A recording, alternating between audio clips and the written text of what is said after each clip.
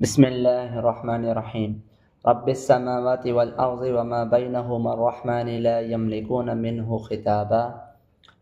जेको रब आहे पालण वारो आहे आसमाननि जो ऐं ज़मीन जो ऐं जेको कुझु इन्हनि ॿिन्ही जे विच जे अंदरि आहे उन जो मालिक आहे ऐं वॾो महिरबान आहे। उन जे अॻियां कंहिंखे ॻाल्हाइण जी मजाल न हूंदी। यौम यक़ूमु रूह वल मलाइकतु सफ़ा, जंहिं ॾींहुं रूह ऐं फ़रिश्ता सिफ़ ठाहे करे बीठा हूंदा। ला यतकल्लमून इल्ला मन अज़िन लहु रहमान व क़ाल सवाबा, न ॻाल्हाए सघंदा सवाइ उन शख़्स जे जंहिंखे रहमान इजाज़त ॾिनी हूंदी ऐं हू ॻाल्हाईंदो बि सवाब यानी ठीकु ऐं दुरुस्त ॻाल्हि। ज़ालिकल यौमुल हक़, इहो ॾींहुं हक़ जो ॾींहुं आहे। फमन शाअ इत्तख़ज़ इला रब्बिही मआबा, बस जेको शख़्स चाहे पंहिंजे रब जी तरफ़ ठिकानो ठाहे। इन्ना अंज़लनाकुम अज़ाबन क़रीबा, बेशक असां अव्हांखे वेझे अचण वारे अज़ाब खां ॾुजारियो आहे। यौम यंज़ुरुल मर्उ मा क़द्दमत यदा, जंहिं ॾींहुं इंसान ॾिसंदो पंहिंजे आमालनि खे, जंहिं आमालनि खे हिन पंहिंजे हथ जे ज़रिए सां अॻियां उमाणियो आहे। व यक़ूलुल काफ़िरु या लैतनी कुन्तु तुराबा, ऐं काफ़िर चवंदो त काश आऊं मिटी थी वञा हा, आऊं बि मिटी थियां हा। हीअ जेका आयत आहे रब्बिस समावाति वल अर्ज़, हिन खां ई जेके आयतूं शुरू थी रहियूं आहिनि इन्हनि जे अंदरि अव्वलन यानी पहिरियां त अल्लाह ताला पंहिंजी रुबूबियत खे, पंहिंजे रब हुअण खे बयानु कयो ऐं इहो इरशाद फरमायो त आसमाननि जो बि रब अल्लाह आहे, ज़मीन जो रब बि अल्लाह आहे ऐं इन्हनि ॿिन्ही जे विच जे अंदरि जेको कुझु आहे उहो सभु कुझु रब जो आहे, यानी इन्हनि सभिनी जो परवरदिगार, इन्हनि सभिनी जो मालिक अल्लाह आहे। ऐं उन खां पोइ अल्लाह जी सिफ़त रहमान खे बयानु कयो वियो त उहो इंतिहा घणो महिरबान आहे। ऐं उन खां पोइ इहो इरशाद फरमायो वियो त क़यामत जो जेको ॾींहुं हूंदो उन टाइम ते ऐं अहिड़े तरीक़े सां उन मैदान जे अंदरि ऐं उन जॻह ते ला यमलिकून मिन्हु खिताबा, उन रब सां कंहिंखे का मजाल न हूंदी ॻाल्हाइण जी। यानी जंहिं इंसान जे बारे में जेको फ़ैसिलो कयो वेंदो उहो फ़ैसिलो हक़ जो ऐं इंसाफ़ जो फ़ैसिलो हूंदो। कंहिंखे ज़रूरत कोन थींदी त हू उन फ़ैसिले जे ख़िलाफ़ु जेको सो कुझु ॻाल्हि ॿोल करे, यानी कि अल्लाह जी तरफ़ खां जेको फ़ैसिलो हूंदो उहो हतमी ऐं यकीनी हूंदो। उन जे अंदरि ॿी का बि ॻाल्हि शामिलु न कई वेंदी ऐं उहो यकीनी ऐं हतमी फ़ैसिलो हूंदो ऐं कंहिंखे ज़रूरत ऐं कंहिंजी मजाल न हूंदी त उन फ़ैसिले जे ख़िलाफ़ु ॻाल्हाए सघे। ऐं उन खां पोइ फरमायो वियो त उहो जेको क़यामत जो ॾींहुं हूंदो उन जो जेको मंज़र हूंदो हिसाब ऐं किताब जे हवाले सां इहो फरमायो वियो यौम यक़ूमु रूह वल मलाइका सफ़ा, जंहिं ॾींहुं रूह यानी इन रूह मंझि मुराद जिब्रील अलैहिस्सलातु वस्सलाम आहिनि त हज़रत जिब्रील अलैहिस्सलाम बि मौजूदु हूंदा, फ़रिश्ता बि मौजूदु हूंदा। इहे इन्हनि जूं सिफ़ूं क़ाइमु हूंदियूं, सफ़ूं ठाहे करे हिकिड़ी जॻह ते बीठल हूंदा।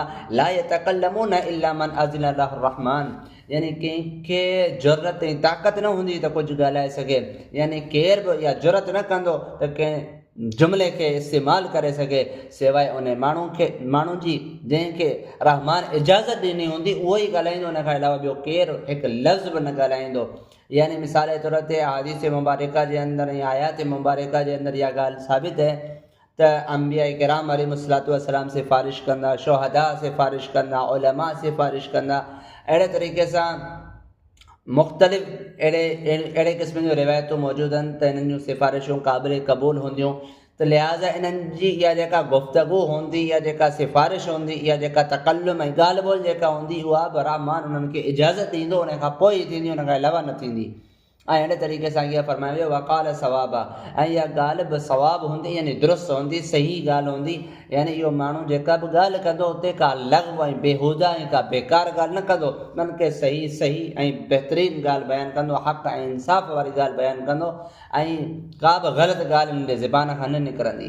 उन खां पोइ फरमायो वियो त इहो जेको ॾींहुं आहे यानी क़यामत जो ॾींहुं, इहो हक़ ॾींहुं आहे, सचो ॾींहुं आहे, इहो हतमी ऐं यकीनी ॾींहुं आहे। उन खां पोइ फरमायो वियो त हाणे जंहिं माण्हू खे खपे पंहिंजे रब जी तरफ़ जहिड़ो ठिकाणो ठाहिणु चाहे थो ओहिड़ो ठाहे, यानी नेक अमाल करे अचे या बुरा अमाल करे अचे, उन जो बदिलो उन हिसाब सां उनखे ॾिनो वेंदो। ऐं उन खां पोइ ख़बरदार कयो वियो, ॾुजारियो वियो इन शइ खां इन्ना अंज़रनाकुम अज़ाबन क़रीबा। अल्लाह ताला इहो इरशाद फरमायो त असां अव्हांखे ॾुजारियो आहे वेझे अचण वारे अज़ाब खां, क़यामत जे ॾींहं खां।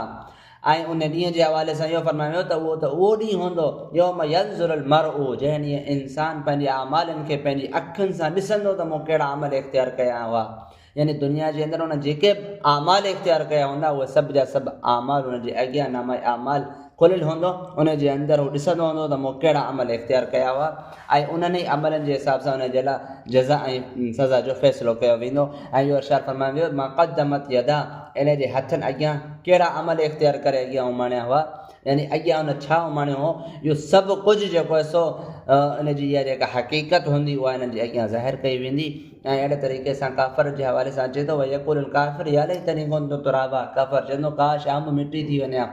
यानी इन जो मतिलबु इहो आहे त जॾहिं क़यामत जे ॾींहुं जानवरनि खे बि ज़िंदा कयो वेंदो ऐं जानवर जेको आहे सो उथंदा, जंहिं जानवर ॿिए जानवर जे मथां कंहिं क़िस्म जो को ज़ुल्म कयो हूंदो त उनखे उनजो इंसाफ़ ॾियाराए करे उन खां पोइ उन्हनि खे मिटी कयो वेंदो, उहे ख़तमु थी वेंदा। त लिहाज़ा जेका इहा जेका शइ हूंदी, इहो मंज़र जॾहिं काफ़र माण्हू ॾिसंदा त चवंदा काश असां बि ईअं ई मिटी हुजूं हा, ईअं ई ख़तमु थी वञूं हा जीअं ही जानवर ख़तमु थी विया हुआ। पर जेको आहे सो उन्हनि जे लाइ इहा जेका काश हूंदी, इहा काश जो काश रहिजी वेंदी, पर इहा हक़ीक़त में तब्दील न थींदी। इन्हनि खे सख़्तु सज़ा जे अंदरि मुब्तला कयो वेंदो ऐं ईमान वारा माण्हू ऐश ऐं इशरत जे अंदरि, नेमतुनि जे अंदरि, अल्लाह जे फज़ल ऐं रहमत ऐं बरकतुनि जे अंदरि हूंदा, जन्नत जे अंदरि हूंदा, जन्नत जी लज़तुनि जे अंदरि हूंदा। ऐं काफ़र अज़ाब जे अंदरि, जहन्नम ऐं बाहि जे अंदरि हूंदा। इहा सूरह नबा या मुकमल थी। अल्लाह ताला खां दुआ आहे त अल्लाह ताला असांखे अमल करण जी तौफ़ीक़ अता फ़रमाए। वा आख़िरु दावाना अल्हम्दुलिल्लाहि रब्बिल आलमीन।